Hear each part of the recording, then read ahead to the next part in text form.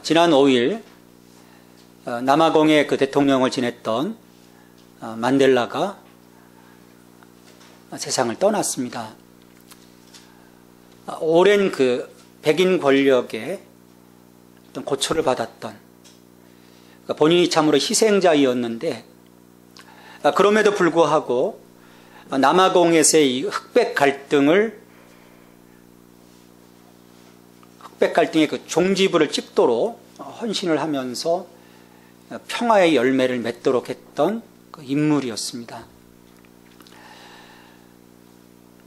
이렇게 그 한 역사의 획을 긋는 특별한 인물들을 통해서 자유롭고 인도적이고 평온한 사회가 한때나마 만들어지기도 합니다. 하지만 대부분의 사회를 보면 이런 그 화합과 평화를 이루어내기가 쉽지 않습니다. 실은 불가능해 보이죠. 그로 인해서 이 지구촌 곳곳을 보면 여전히 많은 사람들이 그런 그 억압된 구조 속에서 신음을 하고 있습니다. 올 한 해 우리 그 사회를 보더라도 갈등과 반목 가운데 참 지내온 것을 볼 수가 있어요. 정치적이고 이데올로기적인 그런 걸림돌로 인해서 정말 한없이 반복되는 이 소모전, 이런 소모전을 보고 있으면 참 심히 답답합니다. 어떻게 한 발자국도 긍정적인 방향으로 지금 나아가고 있지 못해요. 더욱이 사회 곳곳에서 보면 이 집단 이기주의에 빠져서 어떤 그 반목과 갈등 속에 싸우는 현장들이 지금 이 자그마한 땅덩어리 내에 여러 곳에서 그런 일들이 이루어지고 있습니다. 무엇이 문제일까? 어떤 그 시스템의 문제일까? 아니면 정말 사람의 문제일까? 우리 개인의 생활도 보면요, 별반 다를 바가 없습니다. 2013년 시작될 때만 해도 어떤 그 굉장한 어떤 소망, 기대, 결심들이 있었을 텐데, 여러분 어떻습니까? 이제 얼마 남지 않은 이 시점에서 어떻게 작년과 뭔가 획기적으로 달라진 것이 있습니까? 참 보면 별반 다를 바가 없는 그게 우리들의 삶인 것 같아요. 생활의 문제, 관계의 문제, 진로의 문제, 취업의 문제, 결혼의 문제, 자녀의 문제, 습관의 문제, 건강의 문제, 신앙의 문제, 다양한 골칫거리들이 여전히 우리를 심란하게 만듭니다. 좀 이것들을 시원하게 박차고 나갔으면, 또 내 삶이 좀 업그레이드 되어졌으면, 그래서 좀 보다 더 성숙한 나의 그 모습을 볼 수 있다면 여러분 얼마나 좋겠습니까? 근데 그럴 만한 능력도 생각도 우리 가운데 부족해 보여요. 도대체 무엇이 문제일까? 대부분 사람들은 환경을 탓합니다. 바깥에서 어떤 원인을 찾으려고 해요. 여러분 바깥의 문제일까요? 아니면 우리들 내면의 문제이겠습니까? 우리 스스로 방법을 찾아가고 길을 찾을 수 있다면 얼마나 좋겠습니까? 사람들을 보면 일이 벌어질 때 수많은 어떤 해결책과 그에 대한 그 의견들을 내놓고 있지만 여러분 그뿐입니다. 딱히 답이 없어요. 우리 안에 세상과 자신을 변혁시켜 갈 만한 힘이 없기 때문입니다. 이 성경에서 바라보는 이 세상과 인간에 대한 평가는 결코 긍정적이지 않습니다. 그것은 죄로 인해서 이 세상과 인간 자체가 일그러져 있다고 보기 때문이에요. 죄는 하나님이 아름답게 창조하신 이 땅의 모든 질서들을 왜곡시켜 버렸습니다. 제가 이 세상에 들어온 이후 벌어진 이 세상 일들을 보면 소망이 없어 보입니다. 우리 성경만 하더라도 그렇잖아요. 창세기 3장 이후 인간의 그 범죄 이후 드러나는 하나하나의 그 사건들, 거기서 우리는 절망을 보게 돼요. 한때 사람들이 낙관적으로 세상을 바라볼 때도 있었지만 그 기대는 인간 속에 자리 잡고 있던 잔혹함으로 인해서 비참하게 다 무너져 버립니다.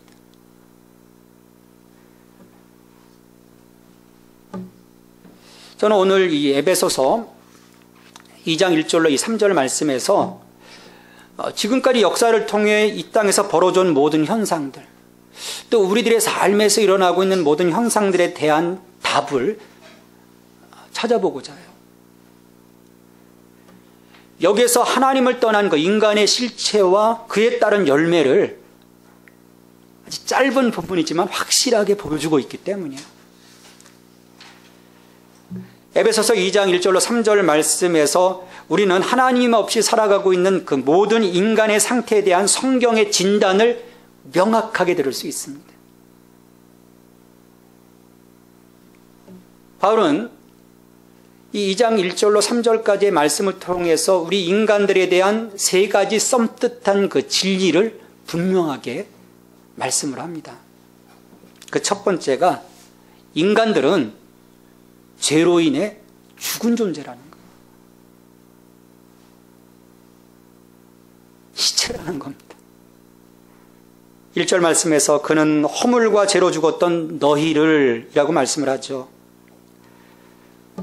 그것은 그리스도 밖에 있는 모든 사람의 현재 상태에 대한 진술입니다. 죽었다는 거예요. 죄로 죽었다. 구원받은 우리도 마찬가지죠. 과거에 죄로 인해 죽었던 존재입니다. 이 허물과 죄가 도대체 어떤 파워를 갖고 있기에 이 땅의 모든 사람들을 죽음에 이르게 했을까? 죄와 허물, 어떤 파워를 갖고 있겠습니까? 이 허물이라는 뜻의 헬라어 파랍토마는 이 곁으로 비켜나다, 좀 어긋났다, 그런 의미를 가져요. 잘못된 발걸음으로 정해진 경계선을 넘어서거나 올바른 길에서 벗어나는 것을 뜻합니다. 또 이 죄란 뜻의 헬라어 하마르티아는 관역에서 벗어났다, 그런 의미를 가져요. 그래서 이 관역을 놓치거나 표준에 미치지 못한 그런 것을 말합니다. 이런 그 단어의 의미들을 볼 때 하나님께서 이 정하신 기준을 넘어섰거나 그 길에서 어긋난 것, 그것이 죄와 허물이라는 거예요. 그래서 성경은 하나님과 인간 사이의 이 구별선을 넘어 하나님처럼 되려고 했던 인간의 욕망, 그것을 죄라고 합니다. 그러니까 하나님의 자리를 자신이 차지하려고 했던 것, 내가 내 인생의 주인이 되려고 했던 것. 창세기 3장에서도 하나님께서 구별선을 주시잖아요. 모든 것을 다 하되 이것만은 하지 마라. 선악과는 따먹지 마라. 선악을 판단하시는 분은 하나님이시거든요. 따먹지 말라는 거예요. 하나님처럼 되려고 하는 마음 속에서 그것을 따먹게 되잖아요. 그게 죄라는 거예요. 이게 원인이 되어서 인간은 하나님과 단절되죠. 소외되죠. 그리고 죽음에 이르게 됩니다. 로마서 6장 23절에서 이 죄의 결과에 대해서 단호하게 얘기합니다. 죄의 삭은 사망이라. 물론 이 그리스도 바깥에 있는 인간들, 여전히 죄와 허물 가운데 살아가고 있는 사람들, 이들에게 죄와 허물로 죽었다는 것은 문제거리가 돼요. 우리는 이렇게 막 죄와 허물로 너희들 죽었다 말하지만 이 사람들에게서는 문제가 되죠. 왜냐하면 믿음의 고백이라고는 전혀 없는 사람들, 또 죄의 영역에서 지금도 살아가고 있는 사람들, 심지어 예수 그리스도를 공개적으로 거부하는 사람들, 여러분 죽기는커녕 우리 주변에 보면 생기발랄하게 활동하고 있어요. 또 보면 살기도 잘 삽니다. 우리 시편 37편에서도 보면 이런 현상을 보고 의인이요 마음 아파요. 하나님 이거 뭡니까? 왜 저 사람들은 하나님을 알지도 못하는데 잘 삽니까? 불평하거든요. 그만큼 하나님을 떠나 있는 사람들 잘 살고 있습니다. 이런 사람들에게 너희는 죄와 허물로 죽었다 얘기하면 어떤 반응이 오겠습니까? 너 미쳤냐? 무슨 소리냐? 내가 죽기는 왜 죽냐? 버럭 화를 낼 거예요. 하지만 이 사람들이 인정하지 않음에도 불구하고 이들은 몸도 마음도 아닌 가장 중요한 그 영역, 우리의 영혼에서 생명이 없습니다. 생명이 없어요. 에베소서 4장 18절 말씀에서 그들의 총명이 어두워지고 그들 가운데 있는 무지함과 그들의 마음이 굳어짐으로 말미암아 하나님의 생명에서 떠나 있도다 말씀을 합니다. 죽었다는 의미는요, 하나님의 생명이 그들 가운데 없다는 거예요.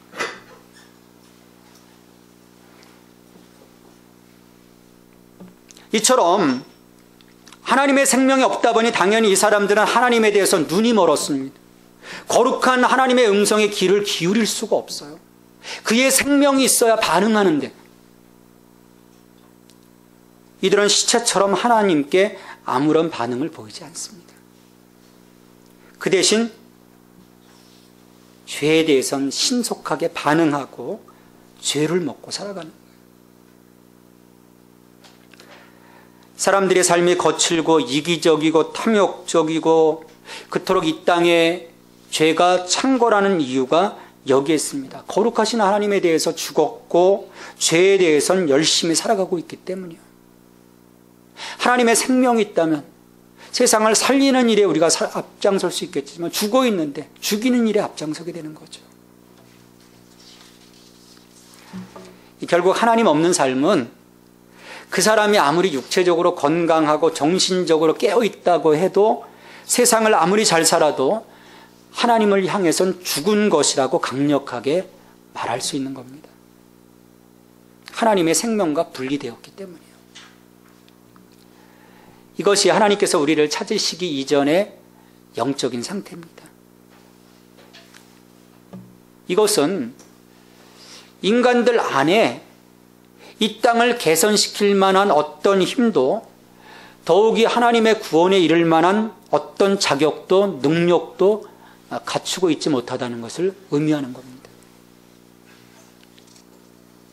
이로 인해서 하나님의 생명을 갖지 못하고 그리스도 밖에 있는 인간들, 하나님과 단절되어서 점점점 하나님과 멀어지게 되죠. 그와 함께 어디에 더 가까워지냐면 세상 가운데 가까워지게 되는 거예요.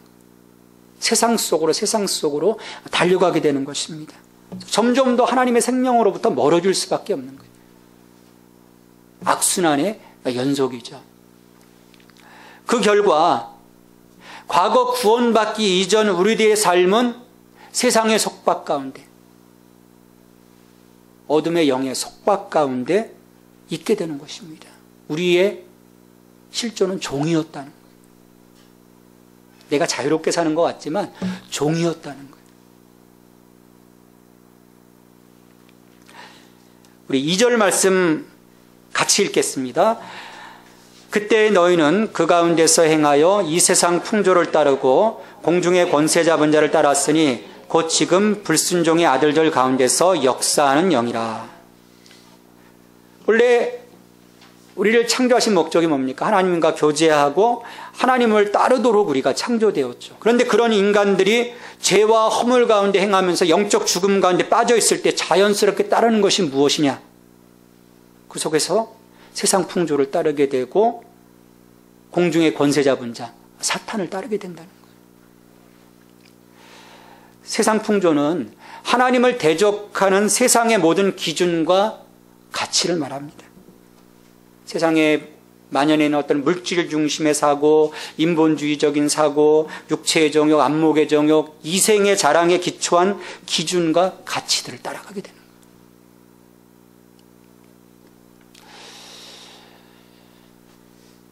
거예요. 예수 믿는 친구들을 만날 때, 또 그리고 예수 그리스도를 믿지 않는 그런 친구들을 만날 때 느껴지는 게요, 확연하게 다릅니다. 생각이 다른 거예요. 가치 기준이요, 정말 다릅니다. 굉장히 이기적이에요. 굉장히 탐욕적입니다. 자기만 성공하면 되는 거예요. 자기가 살아남으면 되는 거예요. 여러분, 그게 세상의 가치 기준입니다. 그러니까 얼마나 치열합니까? 죄와 허물로 죽었던 우리들의 삶은 새롭게 이 땅에 임한 그 하나님의 나라의 가치, 거기에 초점을 맞추지 못하는 거예요. 그게 보이지 않습니다. 왜? 이미 내가 세상 풍조를 따르고 사탄의 권세를 따르고 있기 때문에 그 기준, 그 가치, 그 시각 속에 내가 매몰되고 말기 때문이에요. 그래서 보면 이 땅에서 종종 어떤 그 인간들이 비인간화되는 그런 경우들을 보게 돼요. 어떤 사건을 통해서, 또 지금 북한에서 일어나는 어떤 그런 모습들을 통해서, 어떤 시리아의 내전을 통해서, 아프리카의 내전을 통해서 드러나는 어떤 그 비인간화되는 경우들을 볼 때 보면 우리는 이 시대와 이 세상의 사악한 가치들을 거기에서 보게 됩니다. 거기는 인간 존엄이란 있을 수가 없는 거죠. 또 공중의 권세 잡은 자는 사탄을 말합니다. 2절 하반절에서 곧 지금 불순종의 아들들 가운데서 역사하는 영이라 말씀을 하죠. 이 땅의 모든 악과 오류와 폭력은 사탄에게 기원을 두고 있습니다. 지금도 사탄은 하나님과 예수 그리스도를 적대시하는 이 세상 사람들 속에 여전히 은밀하게 활동하고 있습니다.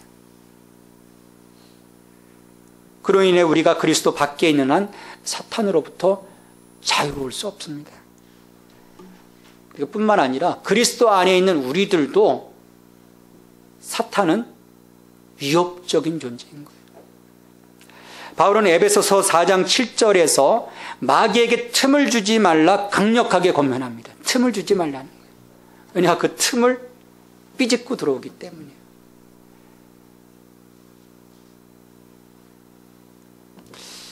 물론 예수 그리스도께서 2000년 전 그 십자가상에서 사탄의 권세를 이기셨습니다. 승리하셨어요.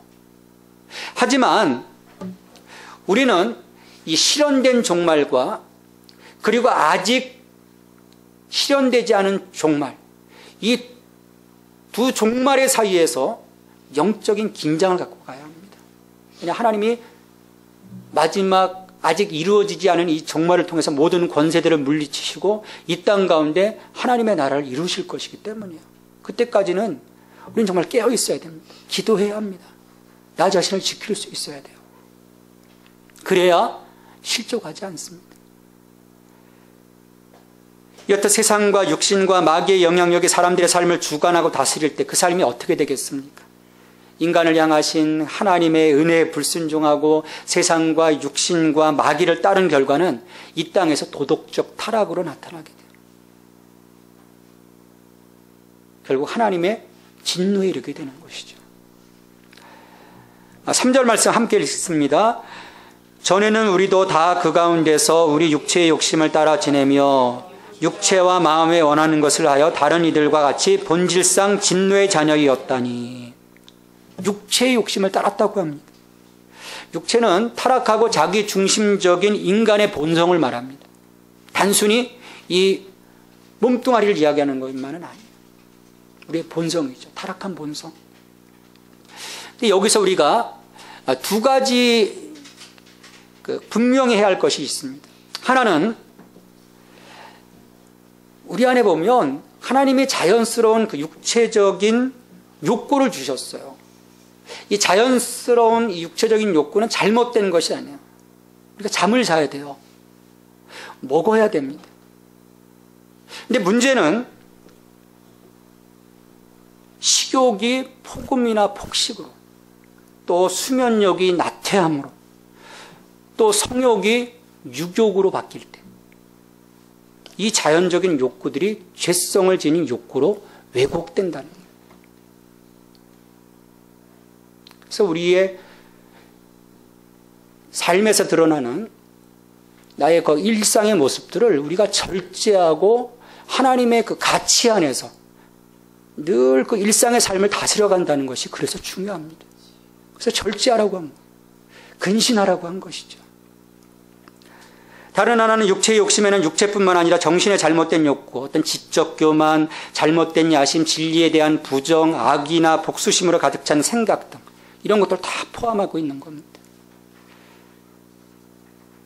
왜냐하면 우리의 자아가 하나님이나 사람에 의해 그 추한 머리를 들 때마다 거기에서 드러나는 것 뭡니까? 우리의 왜곡된 본성이 드러나기 때문이에요. 결국 이렇게 육체와 마음이 원하는 것을 절제하지 못하고 거기에 지배당함으로써 사람들은 하나님으로부터 더욱더 멀어지게 됩니다. 여러분, 내가 어떤 내 삶의 어떤 그 사욕에 매어 달리게 되다 보면요, 결국 그 경건함의 자리로부터 멀어지게 돼 있어요. 그게 우리의 모습입니다.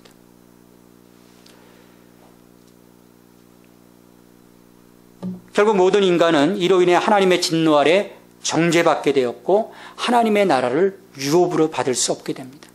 갈라디아서 5장 19절로 21절의 말씀에 여기서 육체의 그 일과 그 결과를 말씀을 합니다. 육체의 일은 분명하니 곧 음행과 더러운 것과 호색과 우상숭배와 주술과 원수 맺는 것과 분쟁과 시기와 분냄과 당짓는 것과 분율함과 이단과 투기와 술취함과 방탕함과 또 그와 같은 것들이라. 전에 너희에게 경계한 것 같이 경계하노니 이런 일을 하는 자들은 하나님의 나라를 유업으로 받지 못할 것이요. 여러분, 이것이 하나님 밖에 있는 인간들의 실존입니다. 인간의 상태가 이렇게 심각하다는 것을 제대로 인식하지 못하기 때문에 사람들은 낙관적인 생각을 갖습니다. 그로 인해 자기들이 죽음에 이른 심각한 병에 걸려 있음에도 불구하고 이 땅에서의 어떤 피상적인 치유책만을 붙잡아요. 변화시킬 수 있다는 거예요.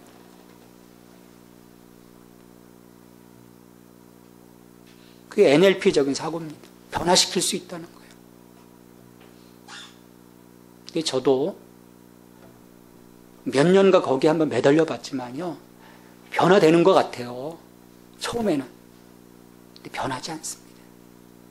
정말 변하지 않아요. 하지만 이곳에는 세상 가운데 있는 것이 아닌 세상 밖에서 오는 근본적인 치료책이 필요합니다.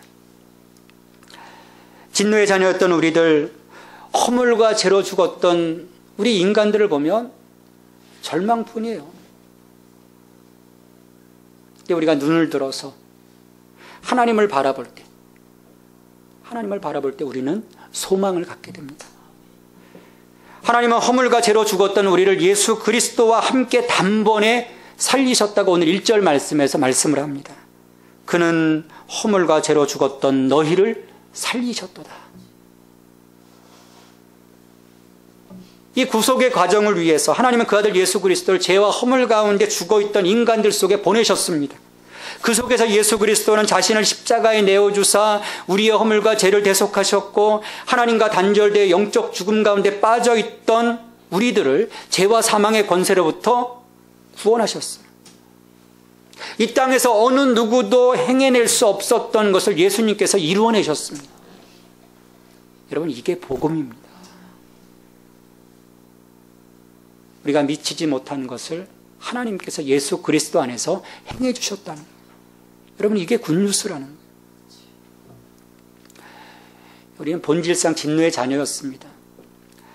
하나님의 그 심판의 상황에서 스스로 빠져나올 수 있는 어떤 능력도 우리 가운데는 없었습니다. 그대로 우리를 방치해 두신다면, 유기한다고 하죠. 유기해 두신다면 우리 끝은 영원한 단절, 영원한 죽음일 뿐입니다. 하지만 하나님은 이 세상을 창조하시기 이전부터 이미 우리를 예정하셨고 우리를 거룩한 하나님의 자녀로 삼아주시고 하나님의 영광을 찬송하도록 우리를 불러주셨습니다. 구원해 주셨어요. 이 구원의 소식은 바로 그리스도 밖에 있던 자신의 과거, 죄와 허물로 죽어 있었던 자신을 인정하는 순간부터 복음의 소식으로 전환이 됩니다. 그 점에서 이 구원 사건은요, 기적적인 사건입니다. 여러분 왠지 아십니까? 인간은요, 자신의 그 잘못을 잘 인정하지 않으려고 하는 습성을 갖고 있습니다. 목사인 저도 그렇다니까요. 오늘 누가 당신 왜 이렇게 했어? 그 순간에 제가 잘못했습니다. 그랬겠습니까? 내가 뭐려? 이게 인간의 습성인 거예요. 아이들도 그렇습니다. 뭔가 잘못을 지적하면 내가 잘못한 게 뭐가 있어요? 인정하지 않으려고 해요. 근데 과거 죄와 허물로 죽었던 자신을 인정하고 예수 그리스도 앞에 무릎 꿇는다는 거, 여러분 이건 기적입니다. 우리가 이 기적을 맛보고 지금 여기에 앉아 있는 거예요. 이런 그 복음의 소식을 접하고 구원을 받았음에도 불구하고 여전히 과거의 죄와 허물로 죽었던 그 어둠의 자리를 기웃거리고 그곳으로 향하려고 한다면 이건 심각한 문제입니다. 심각한 문제예요. 그런데 이 일이 어떻게 보면 종종 우리 가운데서 일어나고 있어요. 옛사람의 모습을 우리가 끊어내지 못하기 때문입니다. 이것은 그 은혜로 구원받은 이후의 그 삶을 볼 때 자기를 내려놓고 자기를 부인하고 오직 그 하나님의 기준으로 살려고 하는 신앙의 결단 없이 처음 은혜로 구원받은 단계, 그러니까 처음 우리가 은혜를 받고 구원에 이르게 될 때 보면 그 모든 기준을 하나님이 사실은 내게 맞춰주세요. 처음부터 막 빡세게 야 너 어떻게 이렇게 그렇게 하지 않으시거든요. 그냥 어떻게 품어주시거든요. 내게 기준을 맞춰주시는 거. 그렇게 맞춰주시는 그 초보의 신앙의 단계에 머물러 있다 보니까 이런 상황들이 나타나는 거예요. 여러분 이것은 지금 우리가 안고 있는 모든 그 문제들이 여기에서 비롯된다는 거예요. 구원받은 이후 우리의 그 삶에 대해서 성경은 다분히 소망적이고 긍정적으로 우리에게 약속해주고 계시는데 지금 우리의 삶에 어떤 소망, 긍정적인 어떤 삶의 현상들이 드러나지 못하는 것, 바로 여기에 있다는 거예요. 어떤 전환점이 없다는 것이죠. 우리 하나님께 우리가 어떤 그 믿음의 모습을 보여드려야 할지를 결단하고 이 세례의 과정을 통해서 자기를 내려놓고 그리스도로 살아가고자 하는 그 거룩함의 결단과 헌신과 희생이 실현되어야 함에도 불구하고 그렇게 하지 못한 거예요.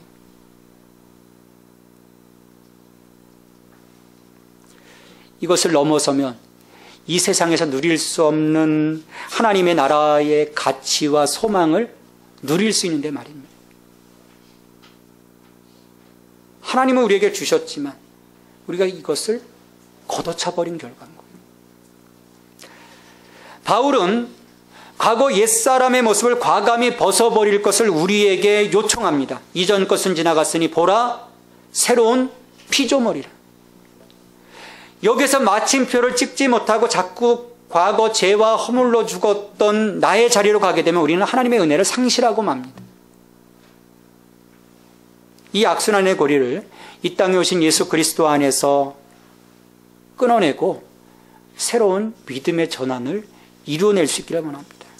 그래야 내가 성숙한 그리스도인으로서의 삶을 하나님께 올려드릴 수 있는 거예요.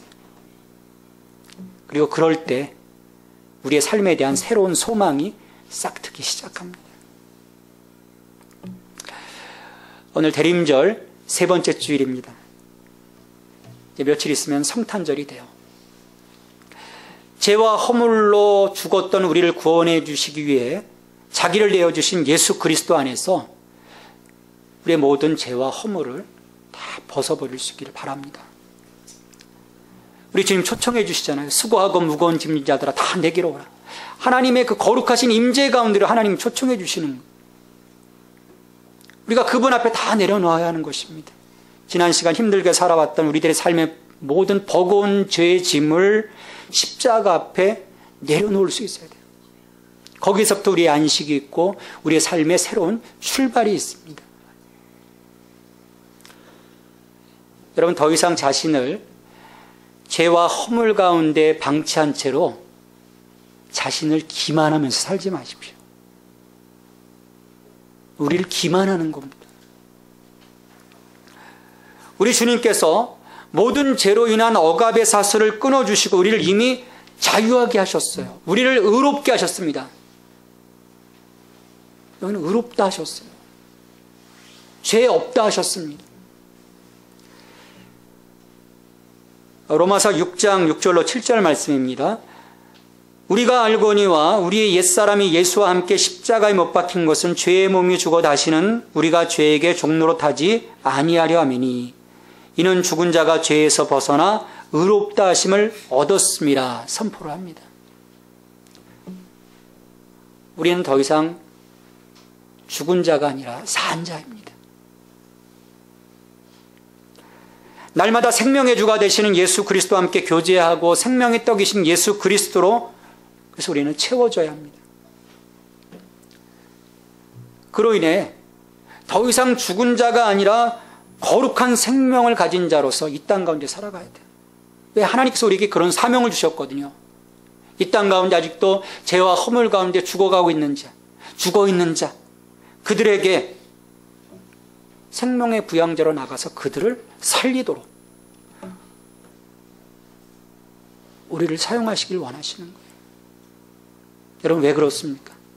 우리는 이 땅을 살리는 거룩한 생명을 가진 하나님의 거룩한 자녀이기 때문입니다. 우린 더 이상 죽은 자가 아닙니다. 우린 예수 그리스도 안에서 산 자입니다. 하나님의 사명을 이뤄가는 저와 여러분이 되기를 간절히 바랍니다. 하나님 아버지, 감사합니다. 죄와 허물로 죽었던 저희들의 그 삶을 예수 그리스도 안에서 예수 그리스도와 함께 다시금 살려주시고 이 땅에서 죽은 자가 아닌 산 자로서 살아갈 수 있도록 축복하여 주시니 감사합니다. 주신 하나님의 그 생명을 우리 영혼 가운데 품게 하시고 이제는 이 땅 가운데 죄와 허물로 죽어있는 이들을 살리는 생명의 부양자로 살아갈 수 있는 저희들이 될 수 있도록 축복하여 주시옵소서. 과거의 자리로 돌아가려고 하는 우리의 발걸음을 끊어내게 하여 주옵소서. 대림절 세 번째 주간을 보내며 이 땅 가운데 자기를 희생하며 내려오신 예수 그리스도를 우리가 묵상하며 그분께 우리의 삶을 드리고자 결단하는 은혜의 시간들이 될 수 있도록 주님 축복하여 주시옵소서. 이 모든 간구를 예수님의 이름으로 기도하옵나이다. 아멘.